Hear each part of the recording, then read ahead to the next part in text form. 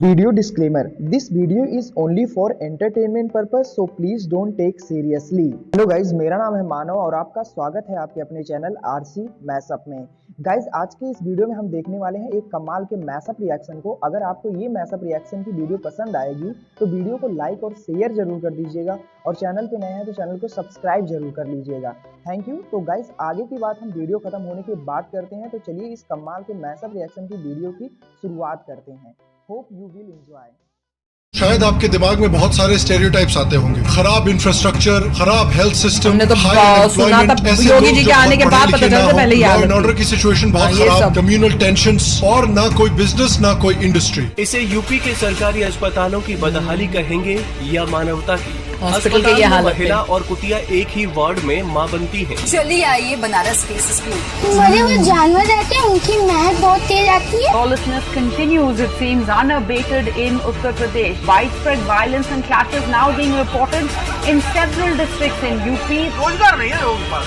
वो कहता है चलो जो भी मिले चपरासी की नौकरी मिले, कम से कम पेट तो भरेगा। एक समय पर उत्तर प्रदेश का नाम उत्तर प्रदेश नहीं बल्कि ऊपर वाले के भरोसे प्रदेश था, लेकिन आज के उत्तर प्रदेश को अगर आप देखेंगे तो थोड़ा डिफरेंट है। इस समय उत्तर प्रदेश 13 एक्सप्रेस वाला देश का सबसे पहला राज्य बन चुका है। Uttar Pradesh received investment worth 33.5 lakh crore during global investor summit. An additional 75,000 crores in UP over the next 4 years. महिलाओं संबंधी अपराधों में भी उत्तर प्रदेश का जो कन्विक्शन का रेट है वो पूरे देश में नंबर 1 का है। योगी आदित्यनाथ जी कह रहे हैं कि माफिया आउट और इन्वेस्टर इन। तो वही स्टेट जिसमें एक समय पर जंगल राज चला करता था, जिसको गुंडे और माफिया कंट्रोल किया करते थे, उसकी law and order situation, education, infrastructure, ये सब इतना कैसे इंप्रूव हुआ है। देखिए, ये यूपी गवर्नमेंट और योगी आदित्यनाथ की एक बहुत क्लियर हेडेड, डिटर्मिन्ड और लॉन्ग टर्म थिंकिंग का नतीजा है। तो आइए आज बात करते हैं कि उत्तर प्रदेश ने कैसे अपनी काया पलट की है।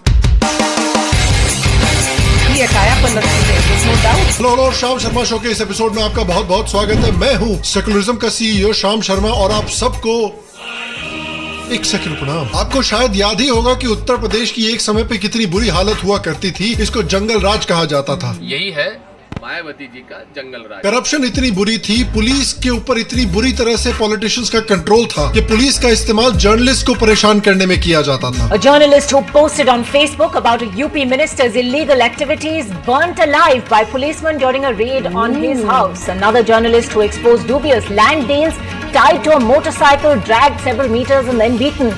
No arrests have been made in either case. The minister concerned hasn't even been questioned. Caste based politics पे पूरा स्टेट चलता था और ये caste based divide and rule policy police पर भी इस्तेमाल की जाती थी। अलग अलग माफिया का गवर्नमेंट पे इतना इन्फ्लुएंस था कि जो गवर्नमेंट ऑफिसर्स इस माफिया को इन्वेस्टिगेट करते थे उनकी नौकरी चली जाती थी। यादव ऑफिसर्स इन की पोजीशन। दुर्गा शक्ति Nagpal, who in the past few weeks started a campaign against the sand mining mafia, has been suspended. UP के टॉप पुलिस ऑफिसर्स अपनी नौकरी छोड़ते थे ये कह के कि यूपी की टॉप पॉलिटिकल लीडरशिप पूरी तरह से करप्ट है। The senior IPS officer in Uttar Pradesh has lashed out at Chief Minister Mayawati.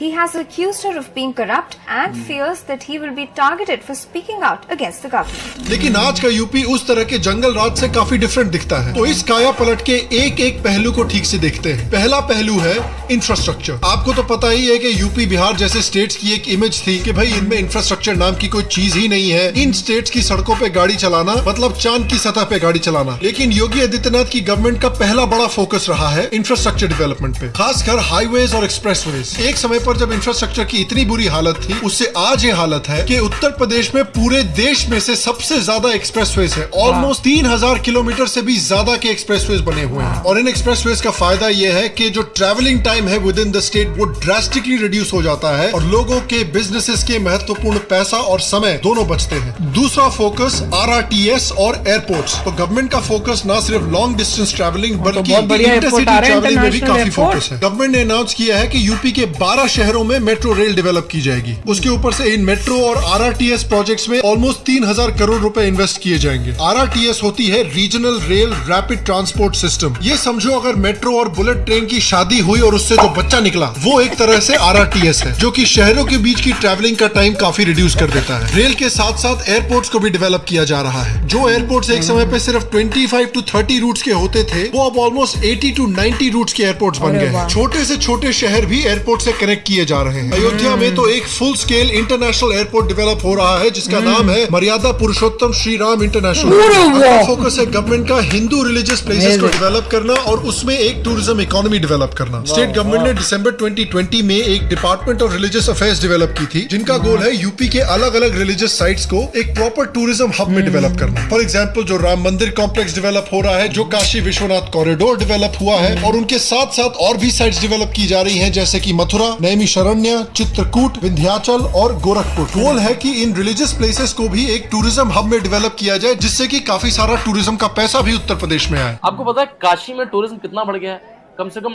150 Guna tourism बढ़ गया है। When tourists come, a lot of money also comes. और जो एक्सप्रेसवेज, ट्रेन्स और एयरपोर्ट्स डेवलप की जा रही हैं, उनका भी इन टूरिज्म हब्स में कनेक्टिविटी बढ़ाने में काफी बड़ा हाथ होगा। इंडिया की जो टेम्पल इकोनॉमी है, जो टूरिज्म इकोनॉमी है, वो अराउंड 3 लाख करोड़ की है, जो जीडीपी का 2% इस समय पर कंट्रीब्यूट करती है। फॉर एग्जांपल, अगर आप तिरुपति को देखेंगे तो वो काफी बड़ी टेम्पल इकोनॉमी वाला शहर है, जो ऑलमोस्ट 3000 करोड़ की टेम्पल इकोनॉमी है। उत्तर प्रदेश भी चाहता है कि उसकी जो इतनी रिच कल्चरल धरोहर है, उसका भी इस्तेमाल करके अलग अलग टेम्पल इकोनॉमीज डेवलप की जाए। In India, there are 200 plus towns which are run on temple economy. Tirupati is a 3000 crore rupees economy. Ganesh Visarjan just in Mumbai is a 500 crore rupees economy. Tower Yatra, that's a 200 crore rupees economy. And the Kavars are made by Muslims of Saharanpur.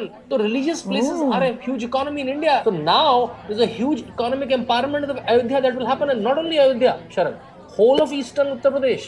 In fact, the parts of Bihar also. अगला बड़ा focus है law and order. Yogi ji के आने के पहले उत्तर प्रदेश को basically पहले mafia, गुंडे और बाहुबली वगैरह लोग कंट्रोल करते थे, जिनको अलग अलग पॉलिटिकल पार्टी से सपोर्ट मिला करता था। हालत एक समय पर इतनी बुरी थी कि अमेजोन और फ्लिपकार्ट जैसी कंपनी सिर्फ 2-3 डिस्ट्रिक्ट्स में डिलीवरी करते थे, क्योंकि उनको पता था और डिस्ट्रिक्ट्स में जाएंगे तो गुंडे लूट लेंगे। अब इन सब चीजों को टारगेट करके योगी आदित्यनाथ की गवर्नमेंट ने बंद करवाया है। या तो इन गुंडों को अरेस्ट किया गया है, और जो गुंडे पुलिस पर अटैक करते हैं उनका एनकाउंटर किया जाता है। पुलिस ऑफिसर्स ने एक्सप्लेन किया है कि एक समय पर गुंडों को पॉलिटिशियन से सपोर्ट मिला करता था, लेकिन आज पुलिस को पॉलिटिशियन से सपोर्ट मिल रहा है। पुलिस को फ्रीडम दी जा रही है, छूट दी जा रही है कि वो प्रॉपर्ली इन गुंडों पर, इन बाहुबली पर, इन माफिया पर एक्शन ले सके। वहाँ पे रोड माफिया थे, वहाँ पे बालू माफिया थे, वहाँ पे चीटिंग माफिया थे, गाड़ी चोरी माफिया थे, और सारी ऑर्गेनाइज क्राइम थे। उसको कैसे ऑर्गेनाइज क्राइम को यूपी में हर जिले में 50-50 नाम चिन्हित करके उन पे दबिश बनाई गई। तो ये जब हुआ तो एक माहौल बना कि हाँ, हम इस स्टेट पर वापस आ सकते हैं। इस लॉ एंड ऑर्डर पर एक्शन लेने का बेनिफिट ये हुआ है कि जो इतने कम्युनल क्लैशेस हुआ करते थे, दंगे हुआ करते थे यूपी में, वो भी कम हुए हैं। इनफैक्ट रायट केसेस जो है वो यूपी में पूरे देश के मुकाबले काफी ज्यादा तेजी से कम हुए हैं। औरतों के खिलाफ भी जो क्राइम्स होते हैं, उसमें भी पुलिस का एक्शन और जो कन्विक्शन हुआ है लोगों का इन क्राइम्स में, वो यूपी में सबसे ज्यादा हुआ है। जो चार्ज शीटिंग है औरतों के खिलाफ क्राइम्स में, वो 2017 में 71% से 2021 में ऑलमोस्ट 77% हुई है। और जो पेंडेंसी रेट है इन केसेस का, वो 2017 में 21% से सिर्फ 17% तक आ गया है। और ये लॉ एंड ऑर्डर की सिचुएशन जो इतनी इंप्रूव हुई है, ये एक बहुत बड़ा फैक्टर था कि क्यों योगी आदित्यनाथ को वापस लोगों ने दोबारा वोट किया है। लॉ एंड ऑर्डर जो गुंडा राज है वो क्या कम हुआ है कि और बढ़ गया है कि वैसे ही है जैसे का था?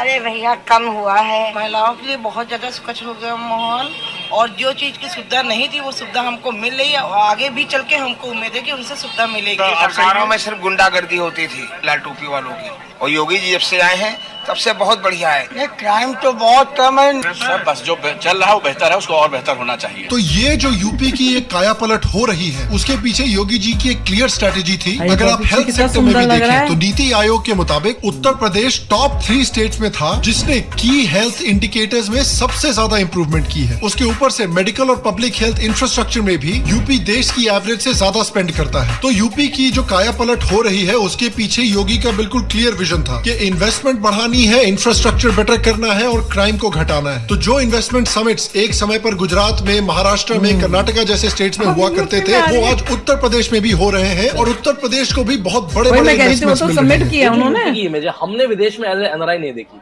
हमारे पास महाराष्ट्र आता था, तेलंगाना आता था, आंध्रा आता था, तमिलनाडु आता था, लेकिन यूपी किसी इस तरह से नहीं आया। तो देखिए इस समय पर जो उत्तर प्रदेश की डेवलपमेंट हो रही है ये एक बहुत ही अच्छी खबर है और ये देश के लिए बहुत जरूरी है, क्योंकि आप अगर इंडिया की पॉपुलेशन डेंसिटी देखेंगे तो आप अगर उत्तर प्रदेश बिहार वाले एरिया को देखेंगे तो देखेंगे कि ये स्टेट्स ना सिर्फ बड़े हैं बल्कि इंडिया की पॉपुलेशन का बहुत बड़ा हिस्सा उत्तर प्रदेश में रहता है। यहाँ पर काफी यंग पॉपुलेशन है, बहुत हाई ह्यूमन कैपिटल है, लोग मेहनती हैं। प्रॉब्लम ये हो रही है कि इनके पास अपॉर्चुनिटीज नहीं है तो इनको दूसरे स्टेट्स में जाना पड़ता है अपॉर्चुनिटीज ढूंढने के लिए, जहाँ पर अक्सर इनको डिस्क्रिमिनेशन का सामना करना पड़ता है, हिंसा का सामना करना पड़ता है।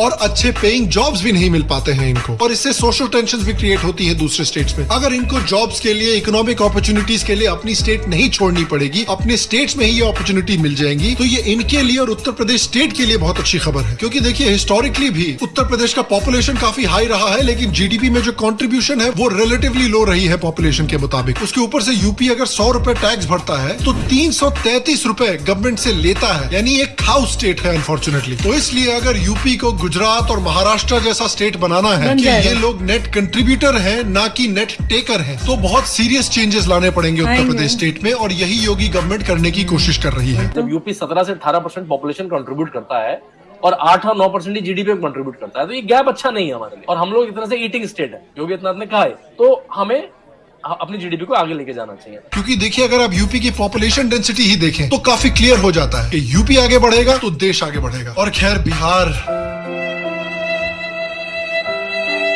को भी करना है। बिहार की बढ़ोतरी कब होगी क्या पता। पहले बिहार का कम से कम एक दोस्त तो था उत्तर प्रदेश, अब तो उत्तर प्रदेश भी डेवलप कर रहा है, बिहार बेचारा अकेले ही रह गया वन डे।